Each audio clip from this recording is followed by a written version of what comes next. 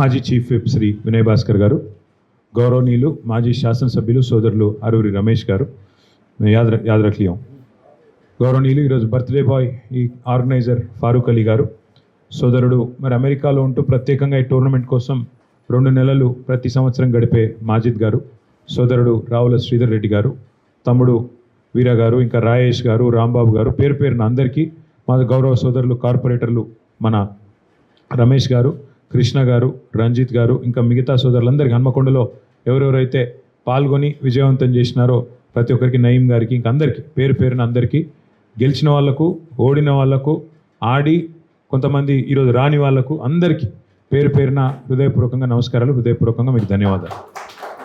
ఈసారి నిజానికి నేను చెప్పలేదు వినయన్నకు, కానీ మీ స్ఫూర్తితో, హన్మకొండ స్ఫూర్తితో మీరు 8 సంవత్సరాలు వరుసగా ఏదైతే కేసీఆర్ కప్ నిర్వహిస్తున్నారో ఆ స్ఫూర్తితో ఈ సంవత్సరం ఇప్పుడు మేము మొన్ననే మార్చ్ 25న అనుకుంటా మా జిల్లాలో సిరిసిల్లలో మన పార్టీ ఆవిర్భావ దినోత్సవానికి లింక్ చేసుకుంటూ 1 నెల రోజుల పాటు జిల్లా మొత్తం కేసీఆర్ కప్ మేము కూడా నిర్వహిస్తూ ఉన్నాం. ఈసారి ఏప్రిల్ 25 నాడు అక్కడ దానికి కూడా ప్రైజ్ డిస్ట్రిబ్యూషన్ సెరమనీ అంతా కూడా మొత్తం మా జిల్లాలో ఉండే 13 మండలాల్లో కూడా అన్ని గ్రౌండ్స్ పెట్టినాం. గ్రౌండ్స్ పెట్టి దాదాపుగా 255 గ్రామాలు ఉంటే ప్రతి గ్రామం నుంచి కనీసం ఒక టీం అన్న ఉండేటట్టు ప్లాన్ చేసుకొని చాలా పెద్ద ఎత్తున జిల్లా వ్యాప్తంగా ఈసారి టోర్నమెంట్ నిర్వహిస్తూ ఉన్నాం. కానీ నేను వినయ్ భాస్కర్ గారి స్ఫూర్తితో ఒక ప్రకటన చేయబోతా ఉన్నా.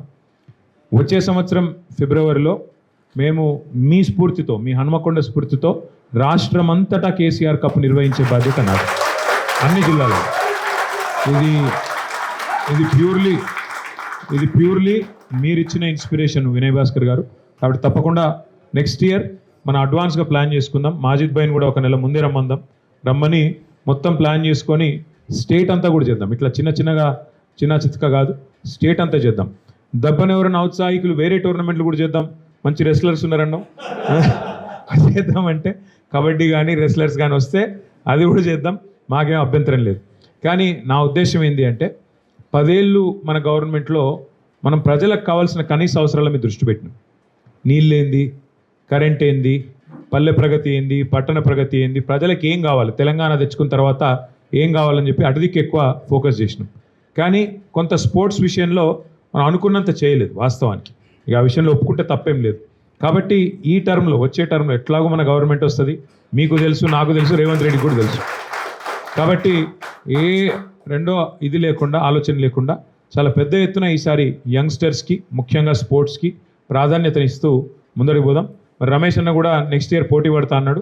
రమేష్ అన్న అట్లాగే వినయ్ అన్న మీ స్ఫూర్తితో మొత్తం రాష్ట్రమంతా చేద్దాం. ఇక ప్రతి జిల్లా ఒక కప్పు పెడదామా, రాష్ట్రమంతా కలిపి ఒక కప్పు పెడదామా, అట్లా అందరం ఆలోచించి. శ్రీధర్ కూడా మంచి స్పోర్ట్స్ మ్యాను, గతంలో బాస్కెట్బాల్ అసోసియేషన్ తెలంగాణ ప్రెసిడెంట్, ఇప్పుడు కూడా ప్రెసిడెంటు, మంచి క్రీడాకారుడు తను కూడా. అట్లా మన పార్టీలో చాలామంది ఉన్నారు. కౌశిక్ రెడ్డి గారు జాతీయ స్థాయిలో క్రికెటరు, ఇట్లా చాలామంది ఉన్నారు, ఒకరిద్దరు కాదు మన పార్టీలో. సుమన్ కూడా మంచి క్రికెటరు, హరీష్ అన్న మంచి క్రికెటరు, చాలామంది ఉన్నారు.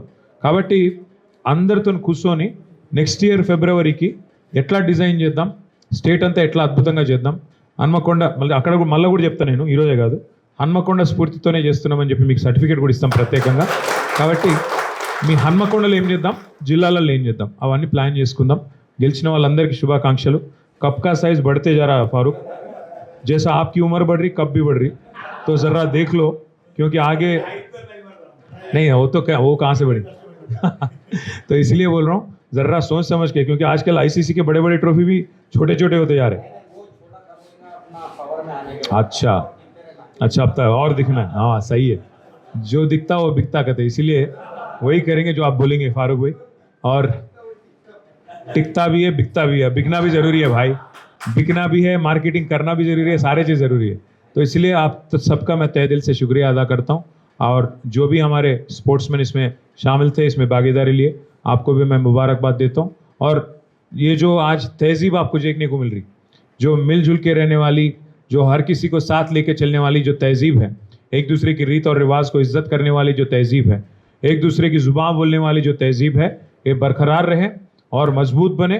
और हमारी जो रियासत है पूरे हिंदुस्तान में एक मिसाल बने गंगा जमुना तहज़ीब का. ये बस आपसे फिर एक बार मैं कहते हुए आप सबसे रुखसत लेता हूँ. और फिर एक बार मैं आप ऑर्गेनाइज़र का ख़ास विनय भास्कर अन्ना का, बाकी ऑर्गेनाइज़र का మే తయ దిల్సే హృదయపూర్వకంగా వారికి నా శుభాకాంక్షలు తెలియజేస్తూ ఇప్పుడు విన్నర్స్ని మీరు పిలిచినట్టయితే రన్నర్స్ని పిలిచినట్టయితే బాగుంటుంది. Thank you.